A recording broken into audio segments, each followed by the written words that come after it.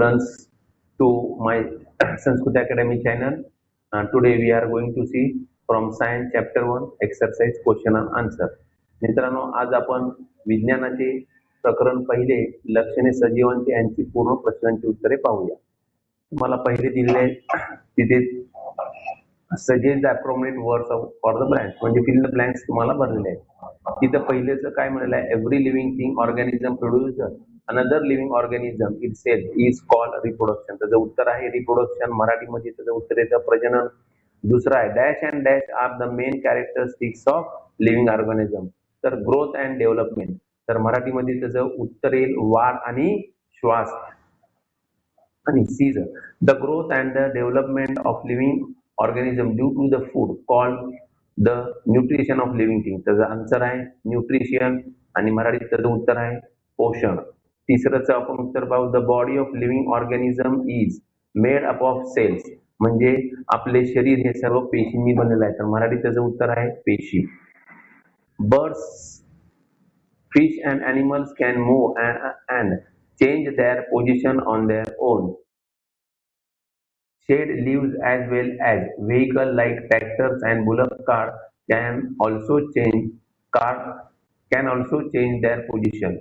What are the important difference between those two types of movement? आता आपल्याला असं विचारलेलं आहे, काही प्रश्नामध्ये काही सजीव आणि काही निर्जीवांची नावे प्रश्नामध्ये दिलेले आहेत. तर त्यांच्यात काय बदल होतो असं ते दिलेलं आहे. फक्त आपल्याला काय करायचं मित्रांनो, लिव्हिंग अँड नॉन ऑर्गॅनिझम आपण त्यातनं वेगळं केलंय. बघा, लिव्हिंग ऑर्गॅनिझम मधून तुम्हाला दिलेलं आहे birds, fish and animals move using their internal organs and muscles to find food, shelter and safety. पण नॉन लिव्हिंग थिंग्स मध्ये काय, shed, leaves, move due to the wind. आता हे कशामुळे हलतात, हवामुळे ते हलतात. Vehicle like tractor require fuel and human driver. तर ट्रॅक्टरला काय लागतं, त्याचं खाद्य म्हणून पेट्रोल आहे, त्याला पेट्रोल लागतं आणि ते चालवण्यासाठी मनुष्यही लागतं. तर बुलक कार्टला required animals to pull them. ते बुलक कार्टला, बैलगाडीला काय लागतं, बैलांची जोडी लागते. तर ग्रोथ अँड लाईफ.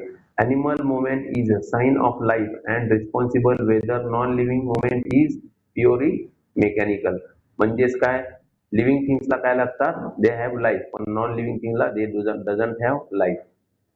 तर मराठीमध्ये ते दिलेलं आहे तुम्हाला.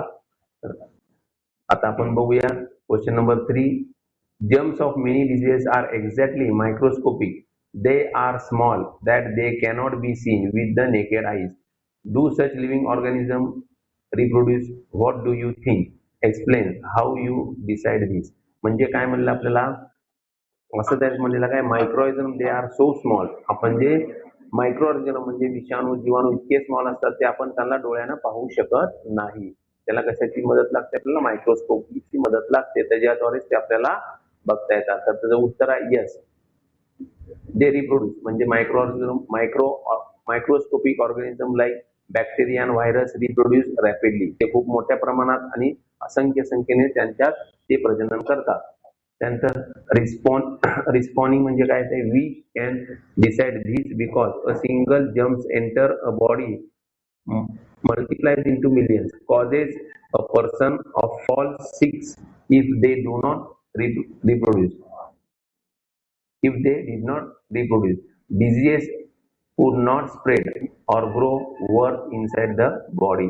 म्हणजे याचा अर्थ काय म्हणलेला आहे, सूक्ष्मजीव हे सजीव आहेत आणि प्रजनन हा सजीवांचा मुख्य गुणधर्म आहे. जेव्हा एखाद्या संसर्ग होतो तेव्हा शरीरात गेलेले थोडेसे जंतू वेगाने वाढतात आणि रोग पसरतो. या वाढीरूपीच त्याचे प्रजनन होते हे सिद्ध होते. तर आपण चौथा प्रश्न बघूया काय म्हणलेला आहे. Explain the animal like rat, cats, dog shows awareness of their surrounding. म्हणजे आजूबाजूला कॅट, डॉग, रॅट्स हे आपल्या आजूबाजूला असलेलं अवेअरनेस म्हणजे सभोवती असलेलं ते जागरूक असतात. Write down your experience about it. तुमचा अनुभव त्यांच्यामध्ये लिहायचा आहे उत्तरामध्ये. About it, observe of how they behave in different situation. कशा वेगवेगळ्या पद्धतीने ते पाहणार आहोत आपण. रॅट्स काय करायचं बघा, run away instantly into holes if they hear and sudden sound or see a human approaching. मनुष्याला बघताच क्षणी ते लगेच बिळात पळून जातात. पण कॅट काय करतात? Stiffen their bodies, stretch closely and move silently when they spot a bird or a mouse to hunt. म्हणजेच काय, मांजर जर शिकार पाहिली ते काय करतात? दबा धरून बसतात शिकारीसाठी आणि दबक्या पावण्याने त्याच्याकडे ते जात असतात. आणि ते डॉग्स काय करतात? डॉग्सचं म्हणणं आहे दे वॅग म्हणजे वॅग्स देअर टेल म्हणजे शेपूट हलवतात when they see their owners. मालक बघितला की त्यांची आवडीची व्यक्ती किंवा ओळखीची व्यक्ती पाहिलं की कुत्रे आपली शेपटी हलवू लागतात आणि आपण त्याच्यावर ते म्हणजे त्यांची देहबोली ओळखतो, बॉडी लँग्वेज की ते आनंदित आहात. Stretch and prick up their ears at silently unfamiliarly noise. And the question पाचवं बघूया. Make a list of different types of animal movements along with the animals that move in those ways. त्या पद्धतीने मूव्हतात बघा. Flying birds कसे असतात? Like sparrow, eagle and bats. Swimming करणारे fish, त्यानंतर running करणारे डॉग, कॅट्स. क्राउलिंग करणारे म्हणजे सरपटणारे प्राणी आपण पाहिलोय. कुठले कुठले? साप आहे, स्नेक आहे, अर्थवर्म, स्नेल म्हणजे स्नेलला आपण काय म्हणतो? गोगल गाय असं म्हणतोय. त्यानंतर हॉपिंग म्हणजे जम्पिंग करणारे फ्रॉग, कांगारू, ग्रॉसहॉपर. तर आपण 6व्या स्लाइडला येऊ. 13व्या स्लाइडला plants response to stimuli. Right down as many observation and experience as you can which demonstrate this. म्हणजे ह्याचा अर्थ असं सांगितलेला आहे की वनस्पतींना चेता क्षमता असते ह्यावरून समजते अशी सुचतील तेवढी तुमची निरीक्षणे आणि अनुभवे लिहा असं ते म्हटलेले आहे. तर टच मी नॉट प्लांट मजा मिओसिस पुडिका हे बॉटनिकल नेम आहे. The leave closely immediately when touch म्हणजे ती लाजळू झाड आपण हात लावले की लगेच ते कोमसतात. त्यानंतर प्रिझम म्हणजे प्रकाशानुवर्तन. याचा अर्थ आहे पॉट प्लांट्स की near a window bend and grow toward the direction of sunlight. म्हणजे आपण जे काय घरामध्ये कुंडी वगैरे ठेवतो त्याची वनस्पती हे वाढ सूर्यप्रकाशाच्या दिशेने होते. सनफ्लावर काय करतो? The face of the sunflower track and turns toward the sun from east to west during the day. म्हणजे सूर्यफूल हा काय करतो? जसं जसं सूर्य उगवत असतो आणि जसं मावळत असतो, जो दिशा बदलत असतो त्या दिशेने ते सूर्यफूल आपलं तोंड वळवत असतो. त्यानंतर plants roots always grow downwards into the soil towards water sources. मुळा काय करतात मित्रांनो? पाण्याच्या शोधाखाली जमिनात खोलवर जात असतात आणि त्यांची तिथे वाढ होत असते. तर 7वा प्रश्न दिलेला आपल्या. Turtles stay in water for a long time. Why do they come to this surface rapidly and poke their heads out of the water? Fish over to do not try this way. म्हणजे असं म्हणलेलं आहे की पाण्यामध्ये राहणारे कासव काही काळानंतर वर तोंड करून परत आतमध्ये डुबकी लावतात, तर मासे असे काय करत नाही. तर त्याच्या प्रश्नाचं उत्तर आहे टॉर्टाइल हॅज लंग्स. म्हणजे कासवांना तिथं फुफ्फुसे असतात. Tortoises are rapidly and breathing atmospheric air through lungs.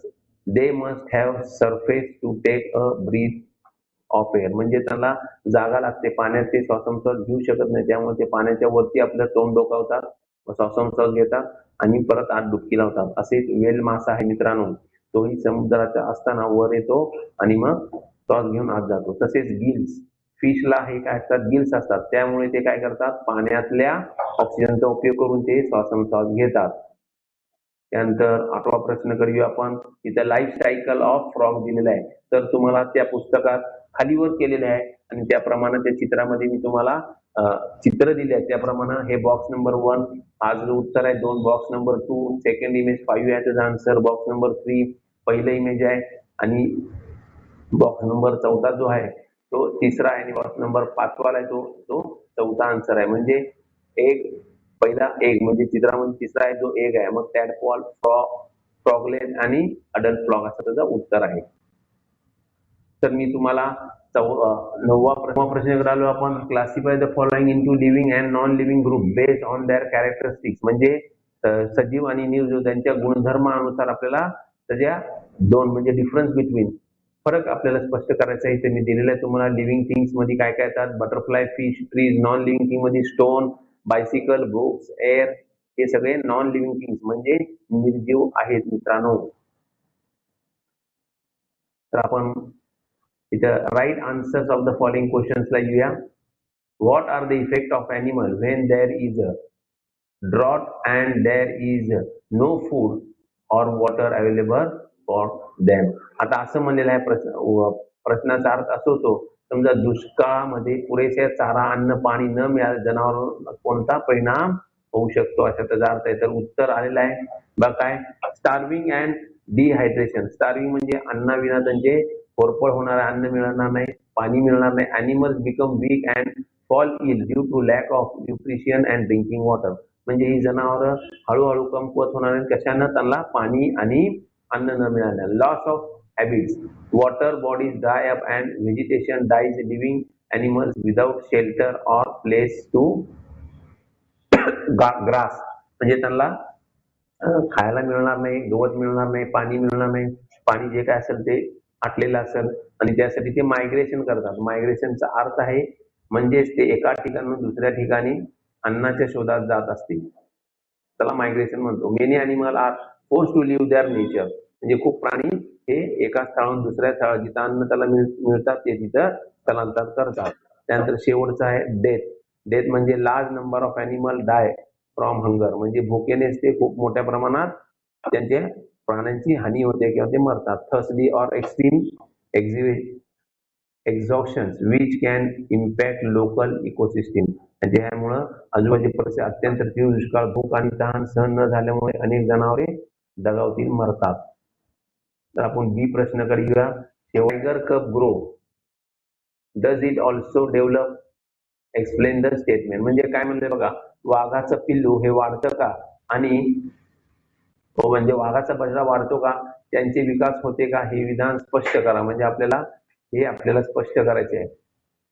उत्तर आहे yes. The tiger cub develop, growth and development happens at the same time but they both are different things. पण ग्रोथ आणि development आपण धड्यामध्ये शिकलो आहे, हे दोन्ही वेगवेगळे आहेत. ग्रोथ म्हणजेच काय बघूया आपण मित्रांनो. Growth is the physical change such as the cub become bigger, taller and heavier over a time. म्हणजे जसं काळ निघून जातो तसं तो वाढ होतो, त्याच्या शरीरात वाढ होते, उंची वाढते, वजन वाढते. पण डेव्हलपमेंट म्हणजे बघा, डेव्हलपमेंट म्हणजे पाहिलं तर विकास. आता विकास याचा अर्थ काय आहे बघा, इथं refer to improvement in ability and functional skill. As the cub grow, it develops hunting skill, learning to defend the territory and gains emotional independence uh, from its mother. Thus, physical growth is accompanied by behavior and functional development. म्हणजे त्याचा अर्थ काय आहे, जे वाघाचा जो बछडा आहे तो जसा मोठा होईल तसं त्याची आई त्याला शिकार करण्यासाठी कौशल्य शिकल, शिकार करण्याचे कौशल्य शिकल, विकसित करतो. त्याचबरोबर स्वतःचे रक्षण करणे, जंगलातील स्वतंत्रपणे जगण्याचे मार्ग शिकवते त्याला त्याची आई. असे थोडक्यात शारीरिक वाढी बरोबर वर्तणुकी विषय आणि कार्यात्मक विकास ही होत असतो. ठराविक काळानंतर तो स्वतःची शिकार स्वतः करण्यास पूर्णतः क्षमतेने बनतो. यालाच त्याचा विकास असे म्हणतात. त्यालाच we say that is behaviour functions of. मित्रांनो, व्हिडिओ आवडल्यास लाईक करा, शेअर करा. धन्यवाद.